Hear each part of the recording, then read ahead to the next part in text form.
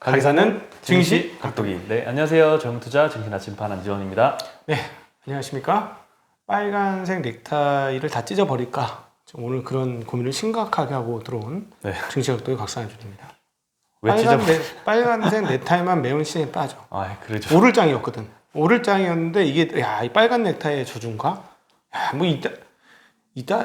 참, 네, 그렇습니다. 네, 오늘 좀 시장이 눈치를 본 것 같아요. 이게 악재인가? 악재인가? 이러다가 점점점 낙폭을 좀 높인 것 같은데요. 개인 매수세가 과거보다 좀 약해지니 네. 받아내는 세력이 없네. 예, 오늘은 외국인 기관 전부 다 무섭게 매도를 했습니다.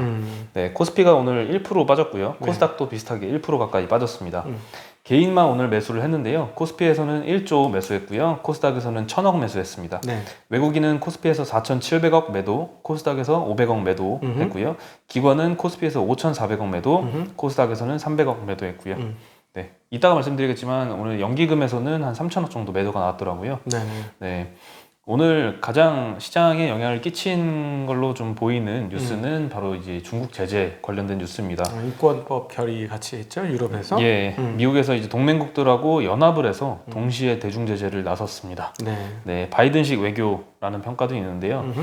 EU와 영국, 캐나다와 공동으로 집권 후 처음으로 바이든이 대중 제재를 단행을 한 겁니다. 한날 한시에 연합해서 제재를 가한 거고요. 미 재무부는 22일에 신장 자치구 위구르족 인권 유린 관련 중국 당국자 2명에 대한 제재를 발표를 했고요. 백악관 대변인에 따르면 중국에 대한 추가 조치를 배제하지 않고 있다. 여기서 좀 공포가 좀 느껴집니다. 신장 지역 관련 인권 문제를 계속 우려하고 있다라고 언급을 했고요. 영국도 위구르족 학대 관련한 4명의 중국 당국자를 제재한다라고 발표했고요. 캐나다도 중국 당국자 4명과 단체 한 곳을 제재한다. 그리고 EU도 중국 당국자 4명과 단체 한 곳을 제재한다라고 동시에 밝혔습니다. 이게 지금 전병선 소장님도 언급을 해주셨는데 이번에 네. 이제 만났잖아요, 알래스카에서. 지금 뭐라고 얘기했냐면 중국에서 난리가 났는데 중국이 뭐라 그랬냐면 미국은 인권 문제에서 다른 나라 간섭할 자격이 없다. 네.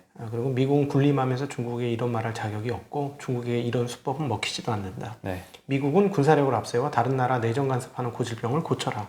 미국은 미국식 민주주의가 있고 중국은 중국식 민주주의가 있다. 하고 장제스가 한 방 매겼습니다. 네. 네. 이게 안 좋게 작용한 것 같아요. 계속 센 발언이 왔다 갔다 했는데 네. 여기서 끝이 아닐 것 같잖아요. 누가 생각을 해도. 뭐 이제 가다가 또 협상하고 막 그렇게 될 건데 지금 이거 완전 내국용으로다가 세레모니 한번 이거 중계가 됐대요. 이게 중국 사람들한테 보여주기 위한 걸 수 있지. 사실은 내국을 어떻게 내치를 어떻게 하냐 상당히 중요할 테니까 네. 일부러 세게 얘기한 걸 수도 있어요. 근데 이렇게 뭐 틀린 말은 아니야. 중국 입장에서는 중국 입장에서는 충분히 이렇게 얘기할 수는 있으나 최근에 아시죠? 그 중국에 대한 그 인식이 이탈리아 정도를 제외하고는 굉장히 나쁘다는 거. 그렇죠. 요즘 네. 사건 사고도 굉장히 많죠. 그리고 과거에 비해 코로나 이전보다 중국에 대한 뭐 중국이 좋다 싫다 이거 그냥 투표를 해버리면 막 70% 80% 이렇게 싫어하는 비율이 훨씬 높게 나오거든요 지금. 예. 그러니까 그런 상황에서 이런 것까지 있었으니까 저것들 봐라 뭐 이렇게 될 수도 있는 거죠. 그래서 지금 왜냐하면 이 지금 얘기했던 게 미국에서 얘기했던 거하고 거의 같은 그 맥락이지 않습니까? 그렇죠. 예, 그래서 이게 또 시장이 좀 중국 시장도 상당히 빠졌습니다. 네. 그리고 중국도 가만히 있지 않았죠, 물론. 네, 중국도 23일에 보도자료를 내고 중국의 주권과 국익을 침해하고 거짓 정보를 유포했다라고 EU 의회 의원 5명과 네덜란드, 벨기에, 리투아니아 국회의원 등 개인 10명과 기관 4곳을 제재를 했습니다. 전형적인 트럼프 때 보던 전쟁을 다시 재현하는 듯한 그런 느낌을 받았고요. 시장도 또 그런 느낌을 받았는지 오늘 조금 우려를 해서 좀 1% 정도 빠졌고요. 뭐 여기서 마무리가 됐으면 좋겠지만 그래 보이진 않습니다. 제 초등학교 선생님 말이 기억이 나는군요. 싸울 때 져야 이기는 거라고 그랬거든요. 저는 그때 그 말이 무슨 말인지 몰랐는데 이제 이해가 좀 갑니다. 져야 이기는 건데 이기려고 해서 질 수도 있겠어. 네. 그러게요. 예. 그리고 오늘 롯데그룹에서 어저께 사실 나온 소식인데요. 엔지캠 생명과학과 협업해서 바이오 시장 진출을 할 수도 있다라고 보도가 나왔습니다. 네. 네, 주요 계열사 실적이 지금 부진한 상황에서 미래 먹거리 확보를 위한 시도로 보이고요. 네. 업계에 따르면 롯데지주가 엔지캠 생명과학과 JV 설립 등 협력 방안을 논의 중이라고 하고요. 26일에 주주총회가 있는데 이 전후로 투자 규모와 시기가 결정될 것으로 보입니다. 네. 엔지캠 생명과학이라는 거는 좀 생소한 회사일 수도 있는데요. 99년에 설립된 신약 개발 기업입니다. 그리고 이외에도 자체 공장을 보유를 해서 40여 종의 원료의약품에 대한 CMO, 이 위탁 생산 사업도 진행을 하고 있습니다. 네. 롯데의 이 바이오 사업 진출은 아마 이 삼성과 SK가 잘하고 있는 모습을 보고 영감을 받은 게 아닌가 싶습니다. 삼성 바이오로직스와 SK 바이오 사이언스 투자가 굉장히 성공을 했잖아요. 그렇죠. 예, 롯데지주 관계자에 따르면 그룹 차원에서 검토 중인 여러 투자 방안 중에 하나다. 아직 확정된 것은 없다라고 했는데요. 뭐 거의 인정한 것과 다름없는 그런 공시를 냈더라고요. 네. 네, 그래서 오늘 엔지캠 생명과학이 10% 정도 상승을 해서 마감을 했습니다. 네네. 그리고 삼성전자에서 많은 분들이 기다렸던 소식일 것 같습니다. 5G 장비 계약 소식이 나왔는데요. 일본의 최대 이동통신 업체인 NTT 도코모의 5G 장비 공급 계약을 체결을 했습니다. 네. NTT 도코모는 8,200만 명의 가입자를 보유한 이동통신사입니다. 아주 큰 회사죠. 대표 회사죠. 그렇죠. 우리나라 국민보다 더 많습니다. 가입자 수가. 도코모의 장비를 직접 공급하는 것은 이번이 처음이라고 하고요. 이번 계약으로 2위 통신사인 KDDI에 이어서 1위하고도 5G 고객사로 확보를 한 셈입니다. 그렇죠. 이게 도코모가 1등일 거예요. 네, 네, 1등입니다. 네. 예, 도코모에 공급하는 장비는 5G 상용화 구축에 필요한 기지국이라고 합니다. 네, 오늘 그래서 5G 주들이 다른 거 다 떨어질 때 조금 근데 상승을 하는 별로 모습을 보이더라고요. 눈에 별로 띄진 않았어. 그렇죠. 오늘 워낙 다 안 좋아가지고 네. 그렇습니다. 네. 그리고 요즘 LG, SK와 더불어서 이 배터리 관련돼서 우려가 좀 많은데요. 거의 용단 폭격이야 지금 아주. 배터리 약재는 거의 하루에 하나씩 새로운 소식이 계속 나오는 것 같습니다. 좀 심하다 할 정도로. 예. 예, 중국에서 이제 파우치형 배터리를 많이 노리는 모습입니다. 파우치형 배터리는 LG 에너지 솔루션과 SK 이노베이션이 주로 만드는 그렇죠. 제품이고요. 딴 데는 거의 다 못한다고 하고 있어요. 그렇죠. 예, 파우치 필름에 양극재, 음극재, 분리막, 전해질 소재를 집어 넣는 방식입니다. 그동안 중국 배터리 업계는 금속 캔을 이용한 각형 제품을 주로 생산을 했는데요. 파우치형 생산량을 확대할 것으로 보여서 국내 배터리 업계가 좀 긴장하고 있다고 합니다. 네, 20일 중국 업체인 S볼트가 파우치형 배터리를 처음 공개를 했습니다. S볼트는 완성차 업체인 장성기차에서 독립한 기업으로 1월 기준으로 중국 전기차 배터리 탑재량이 7위입니다. 근데 처음으로 파우치형 배터리를 선보인 것이고요. 이외에도 이 중국에서 파우치형 배터리를 만드는 곳은 엠비전, AESC, EVE 에너지, 파라시스, 완샹 A123 여기가 있습니다. 그리고 각형 배터리 강자인 CATL도 최근 다임러와 파우치형 배터리 공급 계약을 체결을 했습니다. 공격이 정말 무서운데요. 중국에서 엄청나게 투자를 많이 하고 있습니다. 그리고 국내 배터리 업체들이 좀 가만히 있으면 안 될 것 같습니다. 적극적인 대응이 좀 필요해 보이죠. 이게 이제 양면적인 것 같습니다. 뭐냐면 이렇게 급하게 전기차 시장이 커질 거라고 작년 초까지는 예상을 못했을 거예요. 그 테슬라의 그 50만 대 생산과 그다음에 소비자들의 빠른 전환이 이런 상황들을 만들어내고 있는 것 같습니다. 네. 그래서 사실은 경쟁 격화라는 뉴스가 굉장히 안 좋은 뉴스임과 동시에 시장은 확실히 커지는 게 맞구나. 그동안에는 테슬라 되게 고마워. 테슬라 형 고마워. 테슬라 잘못되면 안 돼. 이런 조마조마함이 있었어요. 2차 전지 입장에서는. 근데 이제 그 최근에 이제 GM, 포드 다 이제 진입을 하고 조만간에 이제 플랫폼도 다 정비가 되면서 완연하게 중요한 하나의 세그먼트로 확실하게 자리 잡기 시작하는 것 같습니다. 자, 그렇게 되면 실제로 물량은 확실히 는다. 그렇죠. 물량 확실히 는다. 예. 그러면 현재 수위를 잡고 있는 애들이 일단은 유리한 건 맞다. 근데 경쟁은 또 격화된다. 이 양쪽이 다 열리고 있는 거예요. 그 물량도 어마어마하게 늘어나는 게 눈에 보이고 덕분에 경쟁도 심화되는 게 보이는데, 자, 그렇다면 나중에 이 시즌이 지나고 나서 재무제표에 누가 제대로 된 숫자를 딱 꼽아낼 것이냐, 이게 중요한 싸움으로 바뀌고 있는 거가 되겠죠. 이제는 진짜 산업 싸움이 되는 과정이 아닌가 싶습니다. 요 지난 한 1주 반 동안 이거 완전 융단 폭격인데. 그렇죠. 여기에 이제 BYD가 숟가락을 또 얹었습니다. 자회사인 푸디전지를 통해서 유럽 배터리 공장을 신설을 한다고 합니다. 네, 신설 공장에서는 리튬이온 배터리를 생산할 것이라고 밝혔고요. 신규 공장은 유럽 완성차 업체에 배터리를 공급함과 동시에 BYD의 해외 사업 확대를 위한 준비라고 밝혔습니다. 왠지 이 소식도 이 폭스바겐의 발표와 더불어서 시기가 되게 겹치잖아요. 그래서 그걸 좀 그쪽하고 연관이 있는 것 같다는 생각이 좀 들긴 하더라고요. 그러니까 지금 이런 정도로 만들어도 올해 내년 모레래 올해 내년 후년 모자랄 걸요? 자동차가 원하는 만큼 못 만들 거예요. 네. 네. 결국 우리도 몇만 대 못 만들잖아. 10만 대 올해 만들겠어? 지금 현대차, 기아차. 그렇죠. 그러니까 애매한데 현대차 10만 대, 기아차 10만 대 만들까? 만만치 않을 걸요? 네. 그러니까 이게 왜 못 만들겠어요? 그리고 왜 이렇게 뛰어다니면서 배터리 달라고 막 거의 반구걸식으로다가 하고 있는 상황이니까 지금 상황이 그렇다는 걸 우리가 냉정하게 볼 필요는 있을 것 같습니다. 네.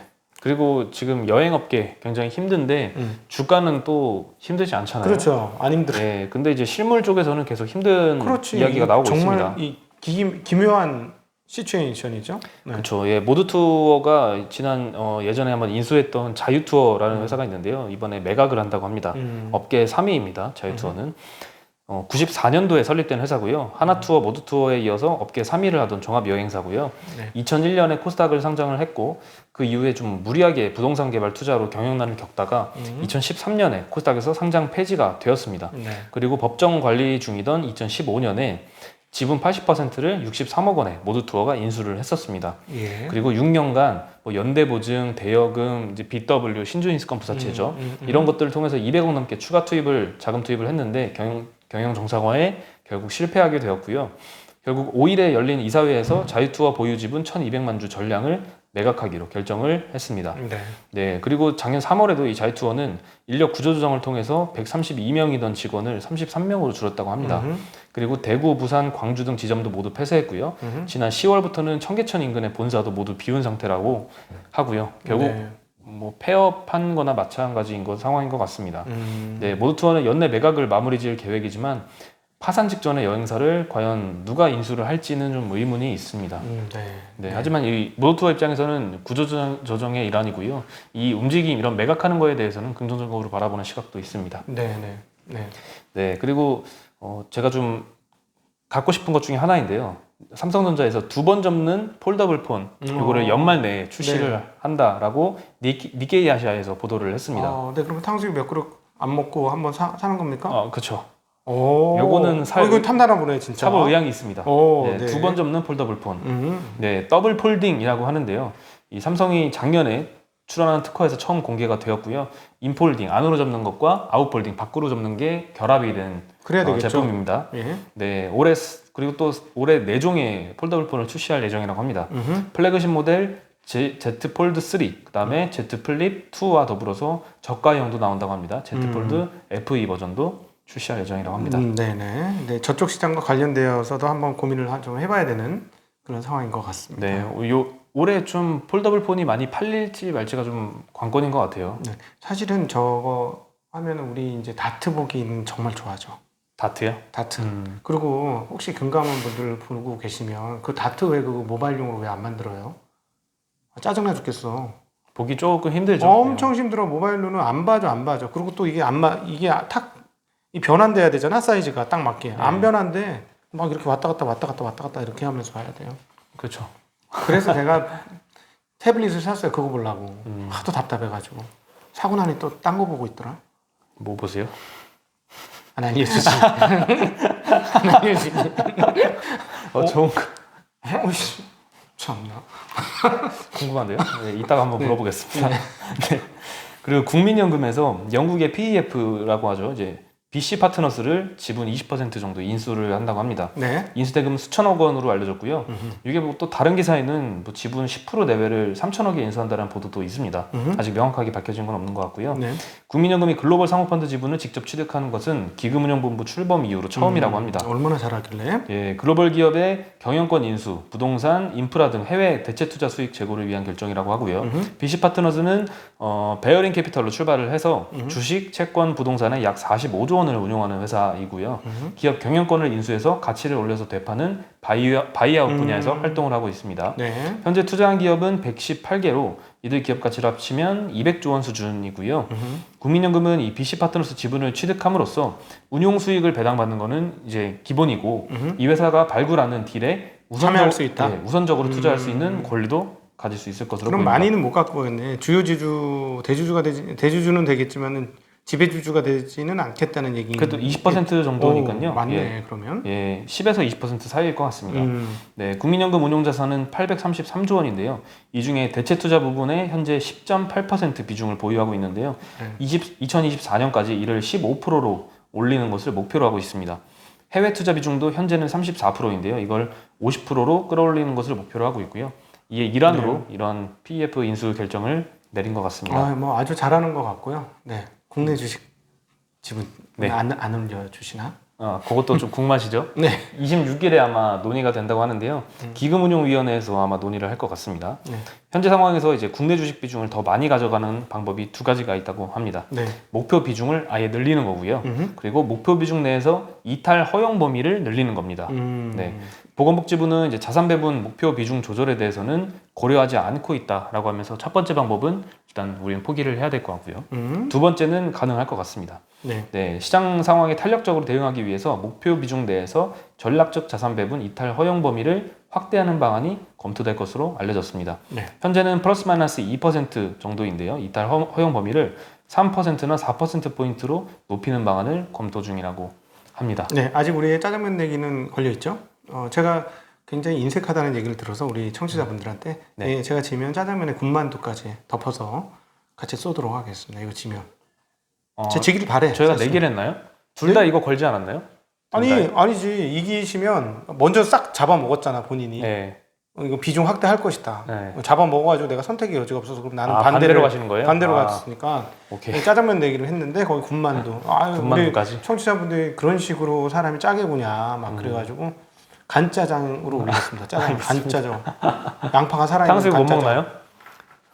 조금 더 고려해 보겠습니다. 제가 어제도 사실 먹으려 했는데 네. 와이프가 먹지 그럼요. 말라 그래서 거절당했거든요. 나도 탕수육 좋아하는데 우리 에릭하고 같이 있으면서 이제 좀 질렸어. 아 진짜요? 나 엄청 좋아했는데 내가 이렇게 안 먹고 싶을 수가 있나? 탕수육을? 뭐 그런 정도로 한 달 정도는 안 먹을 수 있을 것 같아 지금부터. 충분하게. 네, 그런 상황입니다. 네. 여러분 오늘 시간 많이 힘드셨을 텐데 뭐 항상 좋을 수 없지 않습니까? 네, 좋고 나쁘고 하는 거니까 이런 걸 그러려니 하실 수 있어야 더 다져지는 투자자가 되는 게 아닌가 싶습니다. 네. 네. 무슨 말 좀 한번 해보세요. 뭐 이런 날도 있는 거죠. 뭐 하루 이틀도 아니고요. 다만 이제 오늘 미중 분쟁 관련된 이슈가 나왔으니까 또 이게 좀 걱정이긴 합니다. 앞으로 어떻게 될지. 근데 그 주식 투자를 해보면 8알은 나빴어. 8알은 바람과의 싸움이었어. 8알은 바람이 나를 키웠다. 그러면서 이제 2알이 좋을 때 어떻게 좋을 것이냐. 그리고 8알 나쁠 때 얼마나 덜 나쁠 것이냐. 그러면서 누적적으로 얼마나 좋을 것이냐. 이게 핵심이 아니었나 싶습니다. 네, 사실 뭐 통계적으로 봐도 주가 지수가 빠지는 날이 오르는 날보다 훨씬 많다고 훨씬 합니다. 많죠. 네, 훨씬 굉장히 많아요. 단기간에 오르고 장기간에 걸쳐서 빠지는데 결국에 나중에 돌아보면 많이 올라 있죠. 그래서 뭐 누적적으로는 네, 지수가? 누적적으로는 올라 있죠. 네. 네, 굉장히 좀 단기간에 오르는 거고 그리고 또 작년에 수익률도 그렇지 않았나요? 그럼요. 굉장히 아니, 오르는 뭐, 구간은 단기였어요. 재작년만 해도 3천원 영원히 안 올 것처럼 그랬어요. 네. 심지어는 증권계에서 증권업은 끝났다라 그랬어. 재작년에. 그러면서 그렇게 증권업이 끝났다라고 이제 종언을 구하니까 새로운 시장이 열린 거죠. 그렇죠. 항상 그렇습니다. 이번에도 끝났다라고 생각하시는 그 짧은 구간에 끝났다라고 느껴지는 그 구간부터 새로운 시장이 시작될 겁니다. 분명히 그렇습니다. 언제나 그랬습니다. 네. 네. 그러면 또 내일이 있으니까 또 내일 기대해봐야겠죠. 그럼 저희는 내일은 오늘 빨간 넥타이 안 메고 올게요. 내일은 파란 걸로 부탁드리겠습니다. 파란 걸로 메고 오겠습니다. 네. 새파란 걸로 부탁드리겠고요. 새파란 걸로. 네, 저희는 여기서 인사드리겠습니다. 안녕.